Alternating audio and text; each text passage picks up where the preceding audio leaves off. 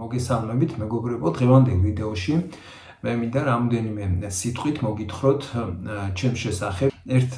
რატომ გადავწყვიტე ამ ვიდეოს ჩაწერა? ერთ-ერთმა ჩემმა გამომწერმა კომენტარში მომწერა, რომ ეს ყველაფერი მას აინტერესებს და ალბათ არიან სხვა ადამიანები, ვისაც აინტერესებს ეს ყველაფერი და ამიტომ რამდენიმე სიტყვით მინდა მოგითხროთ ჩვენ შესახებ.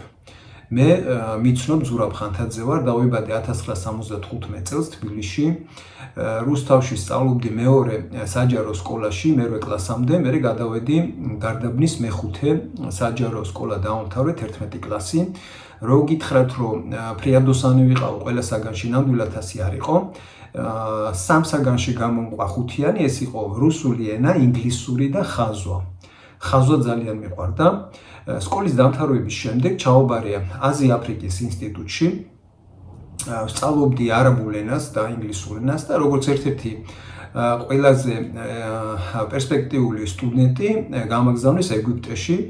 3 თვე ვისწავლე, გავიარე ენის კურსები არაბულის.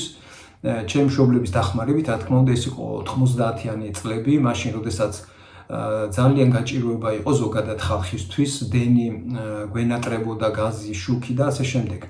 90-იანი წლები ყველას ძალიან კარგად გვახსოვს, როგორც მძიმე პერიოდი საქართველოსთვის.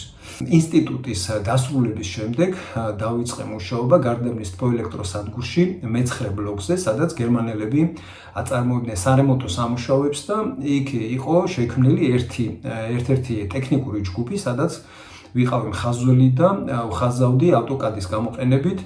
სხვათა შორის AutoCAD-ი შეგვასწავლა გერმანელი მასწავლებელი გვყავდა, მისი სახელიც კი მახსოვს, დეტლეფ კიონე. AutoCAD-ში მუშაობა და ვხაზავდით, ესე იგი, საწარმოსთვის ტექნიკურ თბო ნახაზებს და ასე შემდეგ.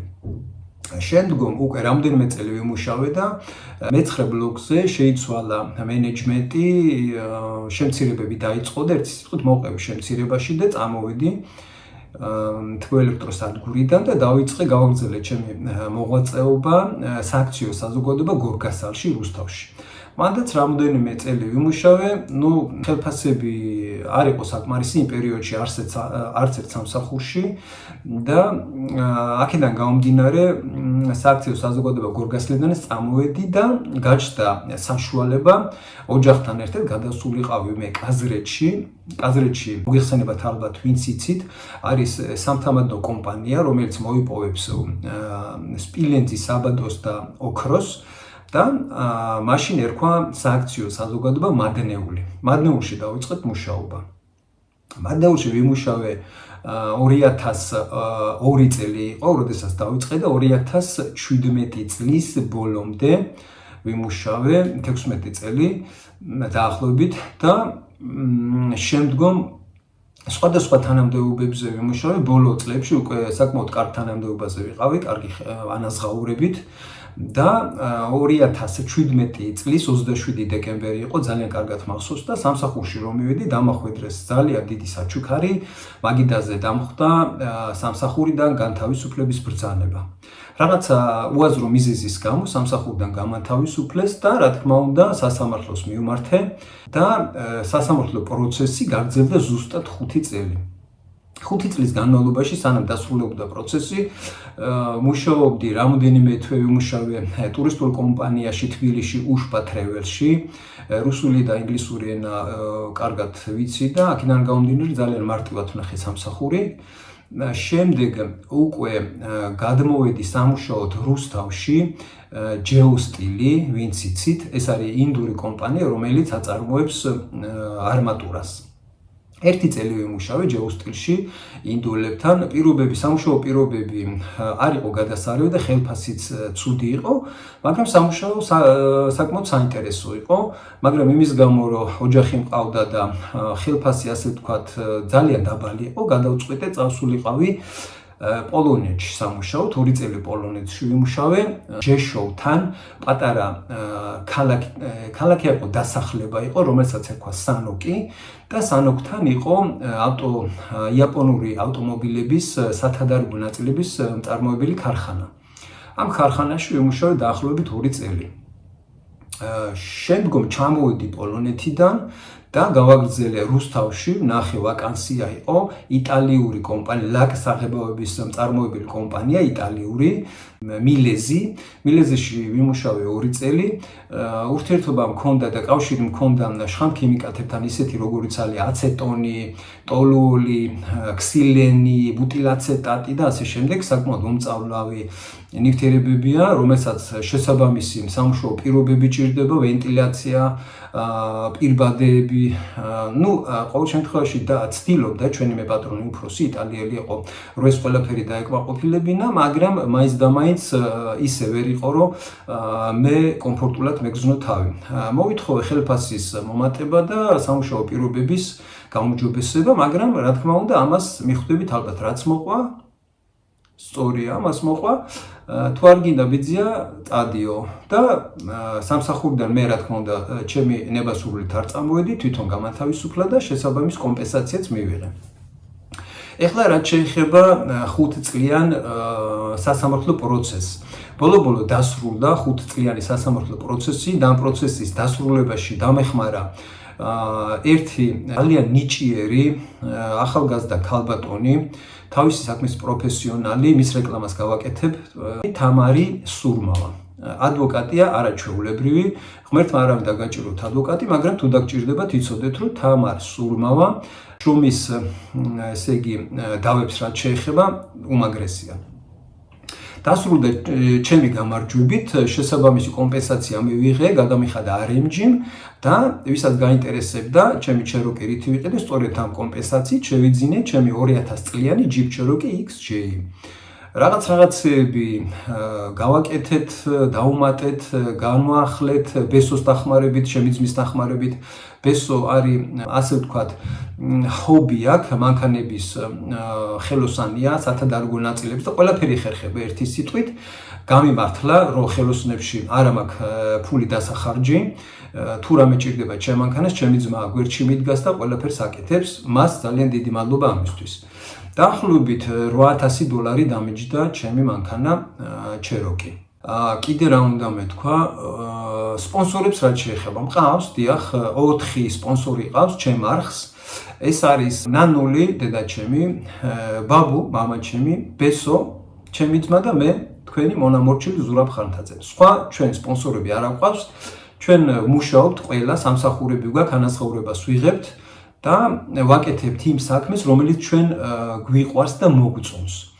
როგორ დავიწყეთ ახლა, როგორ მოგვივიდა იდეა ჩვენი YouTube გვერდის გახსნის.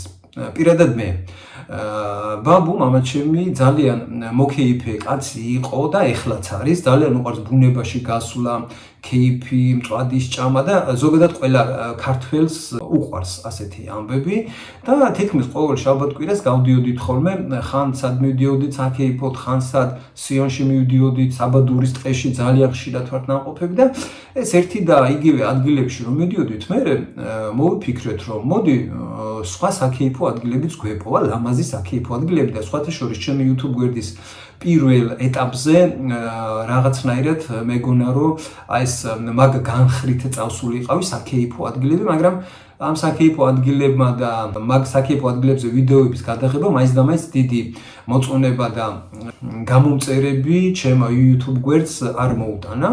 და შემდეგ მოხდა ასეთი რაღაცა, რომ ერთ-ერთ სოფელში ნახე ძალიან მაგარი საკეიფო ადგილი, ძალიან მაგარი სოფელი იყო, მაგრამ იყო მიტოვებული, ძალიან ბევრი მიტოვებული სახლები იყო და მე მომივიდა აზრად, რომ აზრად კი არ მომივიდა, გადავიღე უბრალოდ ეს სოფელი, მიტოვებული სახლები. ეს იყო, გეტყვით ახლავე, ეს იყო გუჯარეთის ხეობა, ბორჯომიდან არის გუჯარეთის ხეობა, სადაც ოსები იყვნენ, 90-იან წლებამდე ოსები ცხოვრობდნენ და მე ეს არეულობა რომ მოხდა გამსახურდიას დროს და ოსები გადავიდნენ ცხინვალში საცხოვრებლად, სწორედ ეგ ადგილი იყო და ამ ვიდეოს მოყვა ძალიან დიდი გამოხმაურება, ბევრი გამომწერი მიიღო ჩემ არხმა და მის მერე უკვე შეიცვალა მიმართულება და გადავწყვიტე გადამეღო ჩვენი სოფლები, როგორც ცხოვრობს ხალხი ამ ულამაზეს ადგილებში, მაღალმთიან რეგიონებში. ძალიან მაგარი ქვეყანა გვაქვს და ძალიან მაგარი სოფლებია, რომლებიც ამწუხაროდ არის დაცლილი ფაქტიურად 90% სოფლებში, სადაც გუგუნებდეს ცხოვრება, არ არის მოსახლე დარჩენილი პირობების არ ქონის გამო. სოფლებში, სადაც არ არის არც გზები, არც დენი, არც შუქი, არც გაზი, ინტერნეტზე საუბარი ხო ზედმეტია, ვინ დარჩება, რა თქმა უნდა, არავინ არ დარჩება და ეს სოფლები არის დაცლილი, ხალხი არის გადმოსული ქალაქებში, ზოგი გაქცეულია საზღვარგარეთ სამუშაოდ და ასე შემდეგ. ჩემი მოკლე ბიოგრაფიული ვიდეო მინდა დავასრულო ჩემი ერთ-ერთი გამომწერის თხოვნით, რომელმაც მთხოვა რომ ჩამეწერა პატარა მონაკვეთებად ის საქეიფო ადგილები, ფაცხები, სადაც შეიძლება ადამიანი ოჯახთან ერთად მივიდეს და ერთი დღე გაატაროს სასიამოვნო ბუნებაში, გარემოში, შეწვას მწვადები და დალიოს 1-2 ჭიქა. უყურეთ ვიდეოს, ყველას დიდი მადლობა ყურადღებისთვის, მომავალ შეხვედრამდე კარგად გრძანდებოდეთ. დღეს ისევ და ისევ მოვედით ამ უმშვენიერეს, ულამაზეს, ისტორიულად ძალიან საინტერესო და ვიზუალურად ძალიან ლამაზ ადგილას, ეს არის ატენის ხეობა. გადავიღებთ ეხლა სადაც მივდივართ და გაჩვენებთ. მთაში ამოვედით, დაახლოებით 1600 მეტრია ზღვის დონიდან და აბა გვიყურეთ დროებით, დაგემშვიდობებით და მალე შეხვდებით. აბა კარგად.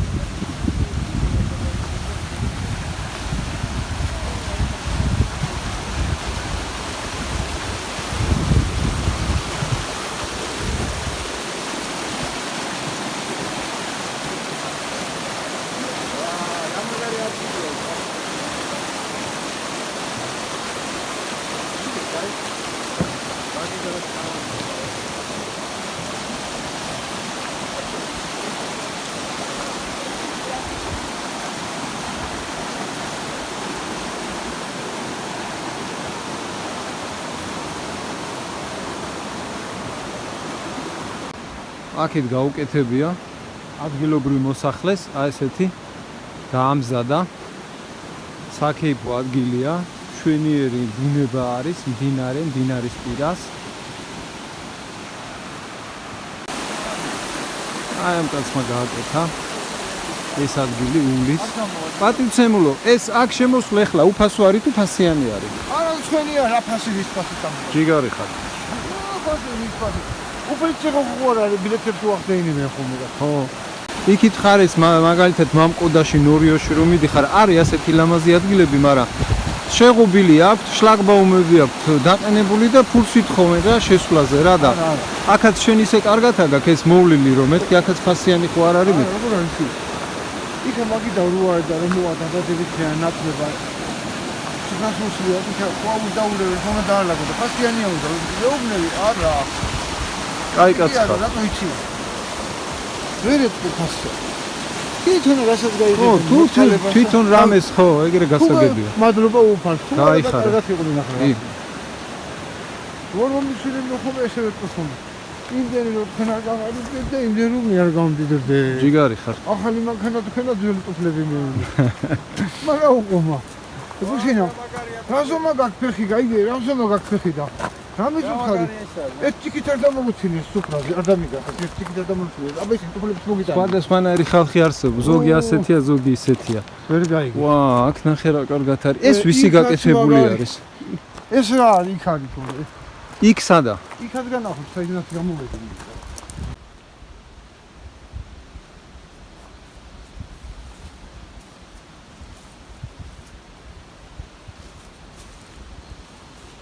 მაშინგრია. სხვაგანა ფასპორტი თხოვეს ეს რა. აი, უბრალოდ გამოქვაბულებში ბილეთს ეხები.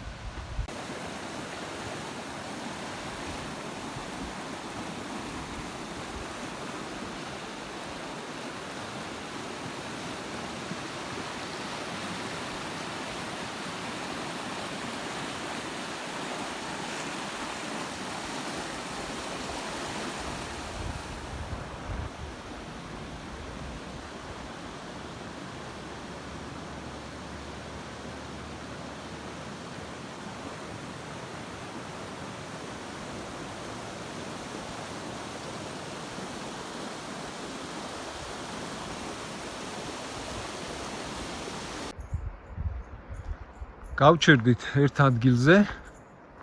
გზის პირას არის ესეთი ფაცხა, ვინც ყოფილხართ ატენის ხეობაში, ეს ადგილი ალბათ გეცნობათ.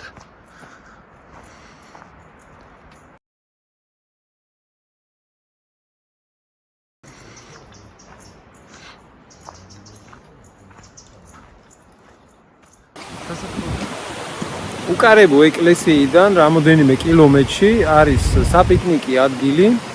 ცოტა ხანი გავჩერდებით ამ საპიკნიკი ადგილზე. ერთ ურჭიქას დავლებთ, მწვადებს შევწვავთ და მე გავაგზავნებთ კიდე რამოდენიმე ადგილი გვაქვს მოსანახულებელი და გაჩვენებთ იმ ადგილებსაც. რა მაგარი ადგილებია, რა ლამაზი ადგილებია, რა კარგი ადგილებია ზოგადად. მთელი ქვეყნის მასშტაბით. მაგრამ ნაბის თემა სულ ალაგებს მაგალითად აქ. აბარა ვაჟი ხმარება.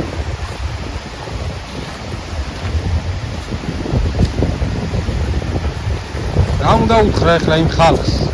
ვინც საქმე გამიჩინეს რა, მადლობა უნდა უთხრა, მეტი რა უნდა უთხრა. ვინც აბინძურებს ასეთ ლამაზ ქვეყანას და გარემოს. რა უნდა უთხრა? უნდა ვეცადოთ, რომ ჩვენ სადაც დავდივართ, იმ ადგილები შეძლებს დაგვარა ჩემი ნაცვლად სისუფთავეში. იმიტომ რომ მეორეთაც რომ მოგვიდეს აქ მოსვლა, გვესიამოვნოს მოსვლა და არ მოვიდეთ ნაგავში რა. ხო. რა მაგარი ადგილებია და ეს ნაგავი მაგრად აფუჭებს ყველაფერს. რა უნდა ახლა დასკს და ცელოფანს აქ რა უბედურობა რა ჭირს რა ვქო. და ეს რა იტულა დატოვა ეს აქ. რატომ უნდა დატოვა? ეს უნდა ჩათხარო პირში ვისაც ვის დატოვა იმას. კაროჩე რა. ნაეხლა მეგობრებო, ვიმყოფებით ჩვენ პოლადაურში, ვოლნისიდან არის დაახლოებით 15 კილომეტრი. აქ არის ეგერ ხედავთ თამარის ხიდი. თამარის ხიდიდან ზევით არის გზა მიუყვება და დაახლოებით 2-3 კილომეტრში არის გრიგოლ ხანძთელის სახელობის მონასტერი. ახალი ეკლესიაც შენდება. გაჩვენებთ მაგასაც ვიდეოში და ქვევით ეგერ გრიგოლ ხანძთელის მონასტერიდან სულ ახლომახლოში არის ასეთი ფაცხა გაკეთებული. და გავჩერდებით ახლა ამ ფაცხაში ცოტას ვისადილებთ. პატარა ცუგრიები დაგვხვდნენ აქა, ეგერ დარდიან. მეძებარი ეტყობა მამაოს ძაღლებია. ცოტა ხანს დავისვენებთ და მე გავაგრძელებთ ჩვენ გზას.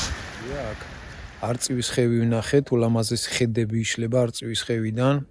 ასევე ვნახეთ, ავიდით ხორნაბუჯის უძველესი ციხესიმაგრე, ვისაც უყვარს და მოსწონს კლდეზე სიარული, კლდეებზე სიარული, მათთვის არის ეს ადგილი.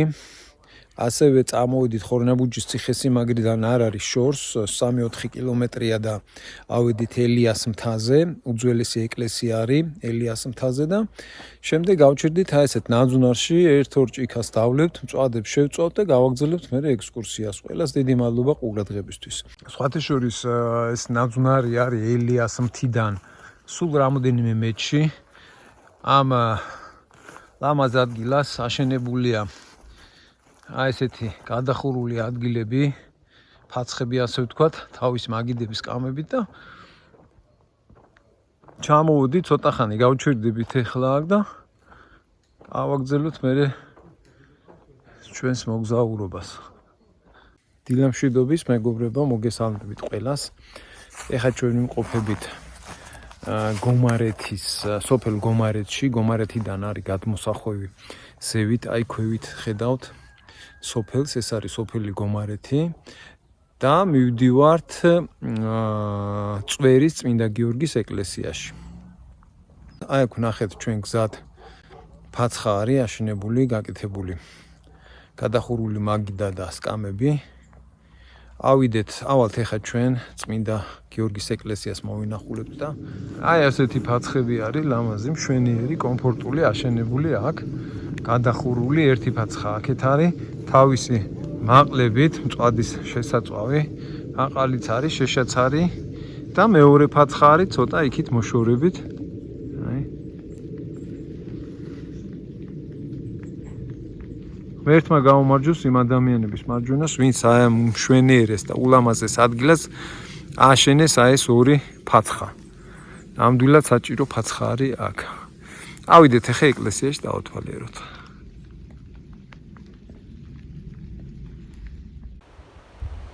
მოგესალმებით მეგობრებო. ეხლა ჩვენ ვიმყოფებით ძამას ხეობაში, მივდივართ ბატეთის ტბისკენ და გზად ბატეთის ტბამდე მარჯვენა მხარეს შეგვხვდა ლამაზი საპიკნიკე ადგილი, გადახურული არის აშენებული სკამები მაგიდა და ცოტა ხანი გავჩერდით აქა, დავისვენებთ, პულს შევჭამთ და მერე გავაგრძელებთ გზას ბატეთის ტბისკენ.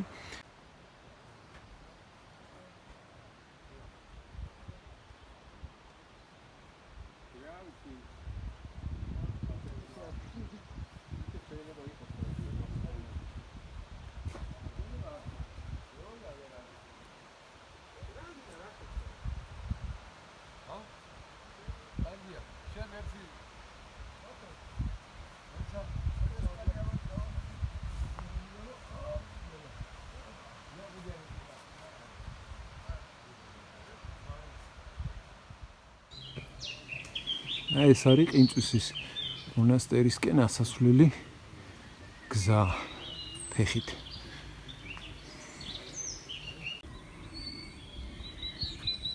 აქ მაინტერესებს რა არის? ჭიშკარი არის.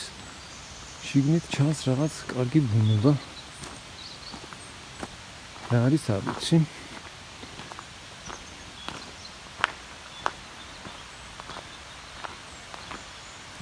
ალბათ შესვლა შეიძლება, არაფერი არ აწერი არ შეიძლებაო.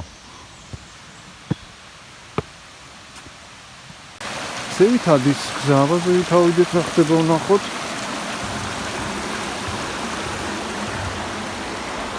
ერთი გზა აქეთ ადის, მაგრამ აქ მე მგონი მოდულები საცხოვრებელი არის, არ ვიცი. აბა ერთი აქეთ, აქ საქეფოა. საქეფო ადგილი არის ზევით გაკეთებული, ძალიან მაგარი.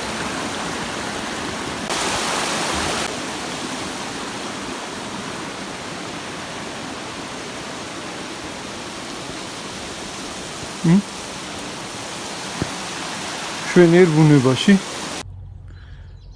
ეხლა მივდივართ მეგობრებო გორის ციხეში, გორის ციხე გვინდა ვნახოთ და გორის ციხებამდე გზაზე შევხვდა ჩვენ ასეთი, ჩემს უკან ხედავთ, ნახეთ რა ლამაზი ფაცხა, ახალი აშენებული ფაცხა, ლამაზი ადგილია, ამ ადგილს ქვია კაკლები, ეგრე ეძახიან. ალბათ გავჩერდებით ეხლა ცოტას, დავისვენებთ აქ, ვისადილებთ და მერე გავაგრძელებთ გზას ალბათ გორის ციხეზე. აქ კანკლებში შეხვდა არის კიდე პატარა ეკლესია, ეს პატარა ეკლესიაც მინდა გავჩვენოთ. ძალიან ლამაზი ადგილია, ახალი გაკეთებული ფაცხებია. ეს სუფთად რო იყოს, ალბათ დაალაგდება მერე ჩვენც ახლა შეძლების დაგვარად, სადაც ხედავთ და სადაც შეგვიძლია, იქ შეძლების დაგვარად ვალაგებთ სხვის დაყრილ ბოთლებს, სხვა გზა არა გვაქვს, იმიტომ რომ აქვს სიამოვნებს. ეხლა აი მაგალითად ამ ადგილზე გვინდა რომ გავჩერდეს, მაგრამ ძალიან ბევრი ბოთლები და რაღაცები ყრია რა, ცარიელი პლასმასის და ცოტა თუ არ დავალაგეთ, ისე ვერ დავждებით. ამიტომ ცოტას მივალაგებთ ეხლა და დავждებით, ვისადილებთ და მერე გავაგრძელებთ გზას. ძალიან კაი ადგილია, ყოჩახ ვინც გააკეთა ეს ადგილი, კაკლები. აი ეს ერთი ფაცხა ახალი.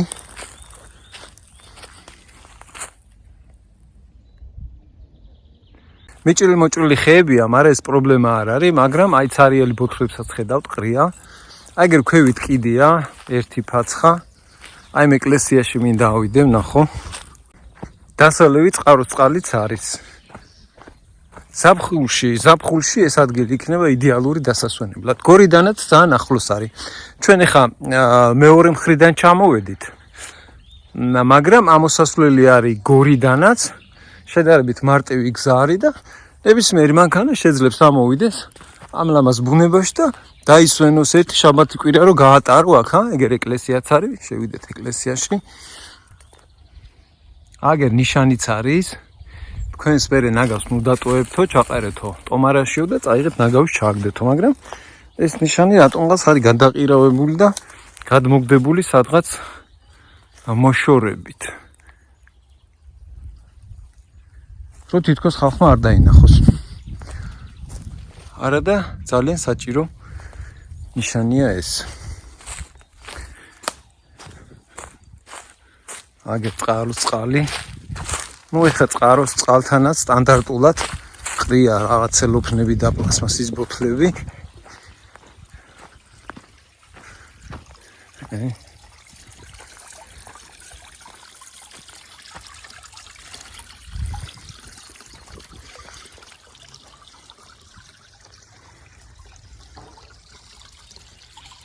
აგერ იქავჩერდით იმ ფაცხაში. ჩვენ ახლა ვიმყოფებით ცაბაურთის ღვთისმშობლის ეკლესიის ნანგრევები, მოვინახულეთ. რამოდენიმე ჭიქა დავლიეთ, მოიხსენიეთ ჩვენი წინაპრების სულები. ხო და ესეთ ულამაზეს ბუნებაში გავატარეთ ერთი მშვენიერი საღამო. ჩვენ ამისთან კაი მაგიდა რო გვაქვს კანადა. თქვენ კაი მაგიდა გააქვთ, მაგრამ კაი სუფრაც ხონდა ჩვენ აქეთ, მაგრამ დავშალეთ და ეხლა ვაპირებ წასვლას. კი, ყველაფერი ზომიერად ჩავატარეთ, გადასარევად. ძალიან კაი ადგილია, ვისაც ეს სიამონება შეუძლია ამოვიდეს და ეს მაგიდა ვინც დატოვა გაუმარჯოს ღმერთმა ამ შენშაც ბევრია, სამფეხები რაღაცა. მაღალის ბევრი არის და მაყალიცა და ყველა. ღვინოც არის დატოებული დაჟე ეგერ. კი და მე რომ დანგრეული გზები განახეთ, მაგზის გარდა აქ ყოფილა კიდე მეორე გზა. ხო და იმ გზით შეუძლია ნებისმიერ ანქანას მაღალი გამოვლობის ჯიპს ამოვიდეს და ისიამონოს ამ სილამაზით. არც ისე რთულად ხო? არა, ხო. არ არის ძალიან რთული ამოსასვლელი გზა. ანუ აბა, კარგად ბრძანდებოდეთ ყველა. აბა, გაგიმარჯვებთ. მომავალ შეხვედრამდე. იქეთ ოთახი რა არის, პატა? არ ვიცი. ტუალეტი იქნება. ოთახი? არ ვიცი. საპიკნიკი ადგილი ძმაო. ეს ხომაგარი ადგილი. იტო. კაროჩე ეს ადგილი მე და შენ ვიპოვეთ პაპალამ. ხო, ეგრე გამა. ნავი, ვაჟა. ეს არ მინახია. ეგრე ადგილი გამა. ამი კარგია, იანი აქტია, კარგია, არის.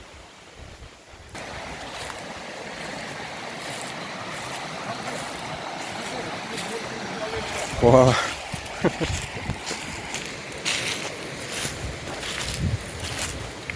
აჰა. ეს ოფიციალური ადგილია, საპიკნიკი ადგილი და იმიტომ არის რა.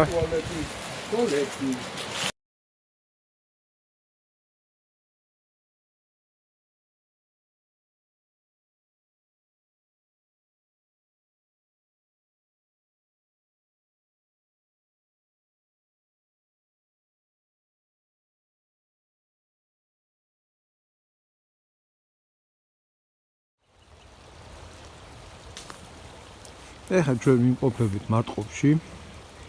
მოვინახულეთ მამათა მონასტერი ნორიოში. მერე გადმოვედით წმინდა გიორგის სახელობის ეკლესია ვნახეთ და გავჩერდით ამ ადგილას. წვიმიანი ამინდია, მაგრამ წვიმიან ამინდსაც თავისი სილამაზე და იშხი აქვს ნამდვილად. აი ესეთი გადახურული ადგილი ვნახეთ. ცოტა ხანი გავჩერდებით და გავაგრძელებთ ჩვენ ექსკურსიას.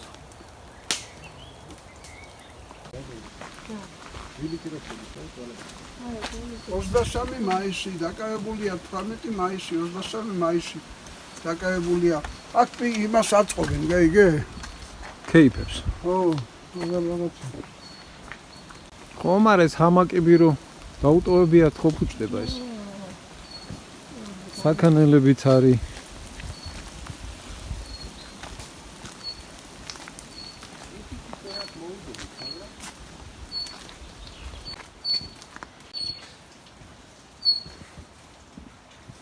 ერთი ქორწილის გადახდა შეიძლება აქ. აქ ჯვრის წერას და რაღაცა ესეთი რაღაცებს აკეთებენ, ეგ. კაი ადგილია, სუფთა ჰაერზე, მაღალ მთაში. მაგარი ბუნებაა, მაგარი გამხელა მაგიდა, აქ დაიწყო ერთი სამათი. წყალი არის ეგერ, მოდის. სამზარეულოა. საჭმელების გასამზადებელი ადგილი აქ.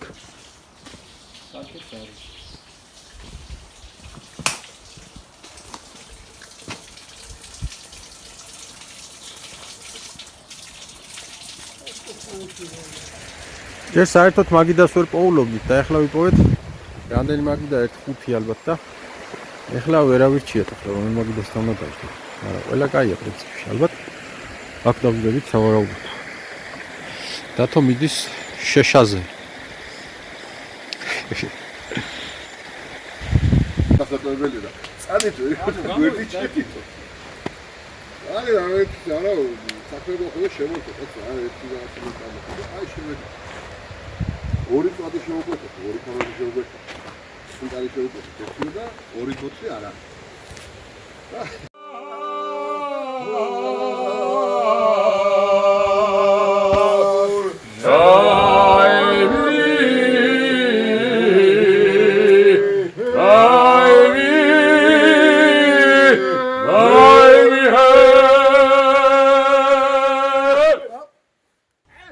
მოგესალმებით მეგობრებო, ეხლა ჩვენ ვართ დმანისის რაიონში, სოფელ საკირეში. მივდივართ, სოფელში არის პატარა ეკლესია. ამ ადგილებში ჩვენ ნამყოფები არა ვართ და დავათვალიერებთ ამ ეკლესიას და მერე გავაგრძელებთ ჩვენ გზას. ძალიან ლამაზი ადგილებია, ამინდი არის ცოტა მაღრუბლული. წვიმს, ფაქტიურად ღრუბლებში ვართ, ასულები, მაღლა ვართ თაზე.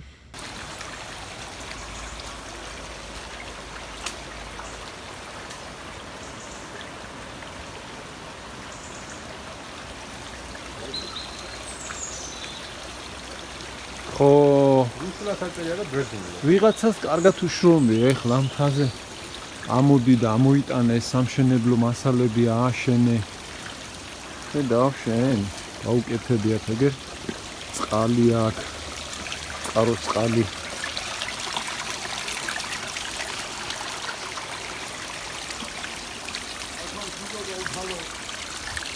აქაც წყალი მოდის.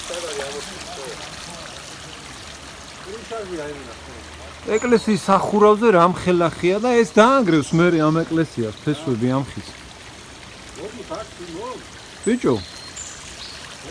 ეკლესიიდანაც წყალი გამოდის. რამხელახია რა.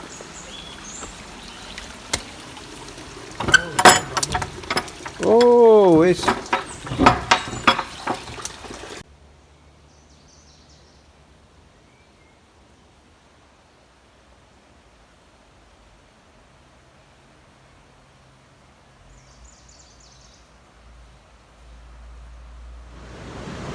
გამოვცდით ახლა ჩვენ დმანისის ნაქალაქარს და ერთ ადგილზე იყო ესეთი საკეითო ადგილი გადახურული, მაგრამ მდინარე იმხელა იყო წვიმებისგან ადიდებული, რომ წაიღო ყველაფერი აქ ნაპირზე. ესეთი მდგომარეობა არის. აქ გვინდოდა გაჩერება, მაგრამ აქ ვეღარ გავჩერდებით. წყალმა გადარეცხა ყველაფერი.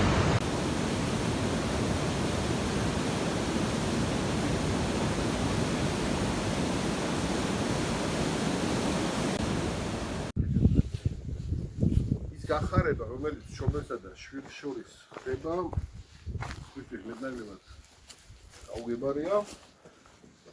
მე რასაც ხედავ, გახარებულები არიან, სიკეთით არიან ახლოს და სულ უნდა თქვენ ჩემი მაგა აპრესპოსტები არის პოსტა.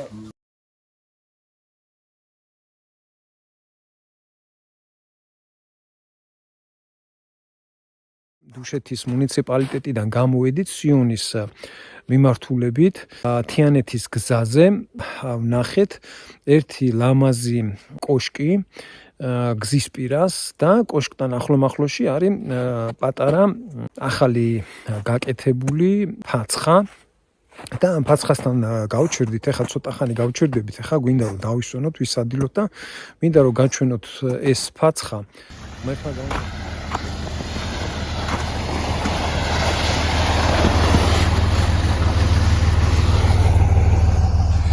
ხო, ბესო წავიდა ქვევით.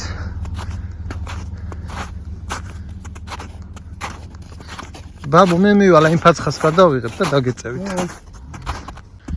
ულამაზეს ადგილას ეგერ ტყეში, ნაძვნარში. ჩვენ აქ ვიყავით ამ ადგილებში დაახლოებით რა 4-5 თვის წინ. არ იყო ეს ფაცხა გაკეთებული და